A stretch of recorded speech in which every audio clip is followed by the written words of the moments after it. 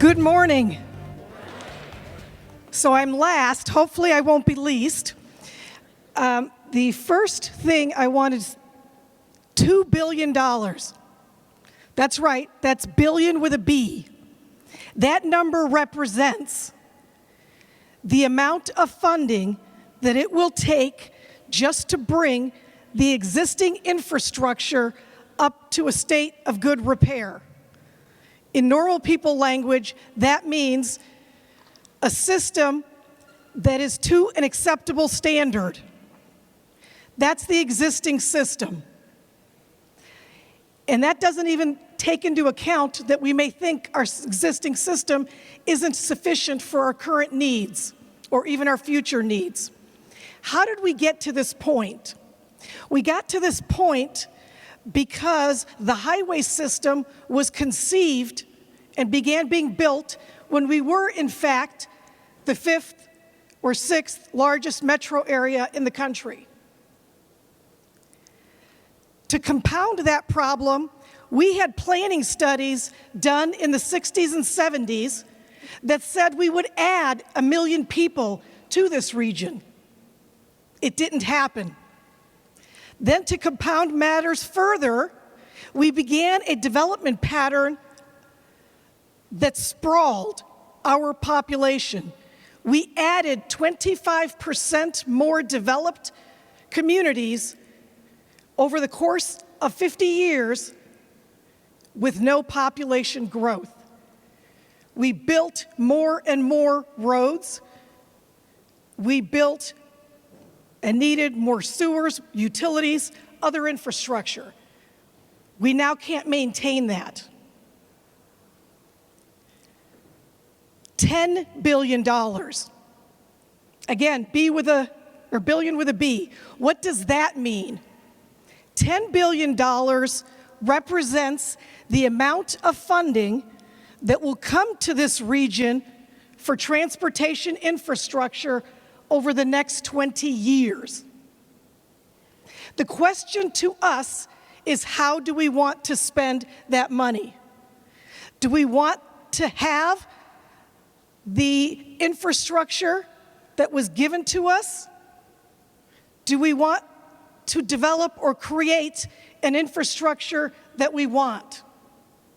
Or is it a little bit of both? $10 billion may seem like a lot of money, but it's not. To maintain what we have, plus to imagine the system we want, is a challenge. But I invite you to meet that challenge. NOACA is currently in the process of launching its 20-year long-range transportation plan.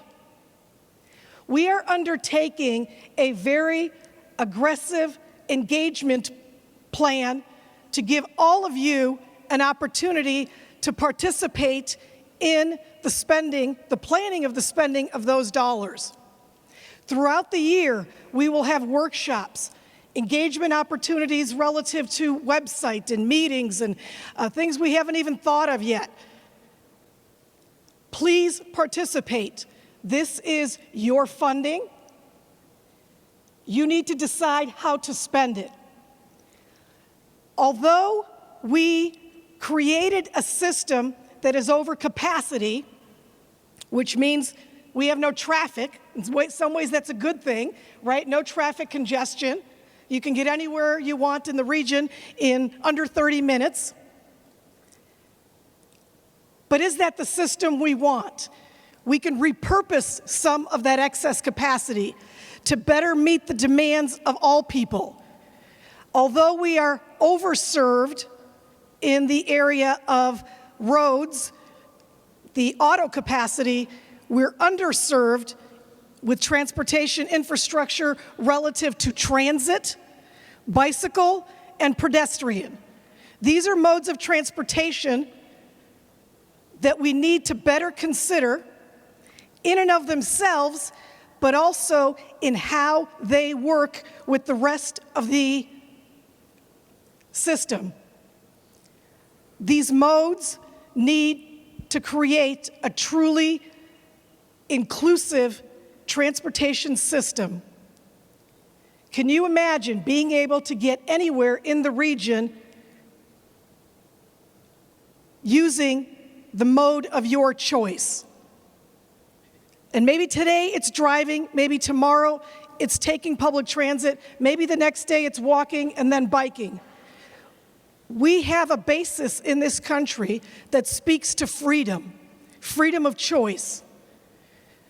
We need to ensure that everybody can participate in the economy and has a quality of life that's improved by transportation connections. We all have a responsibility to participate in that as well, because we're planning for the next 20 years. So again, I invite you to participate to develop the transportation system that you want and that you deserve and that will be there for the next generation. Trends are changing, demographics are changing, technology is changing. We're going to have everything from driverless cars to Hyperloop to anything else. How do we build that into our system? Again, I invite you to participate. Thank you.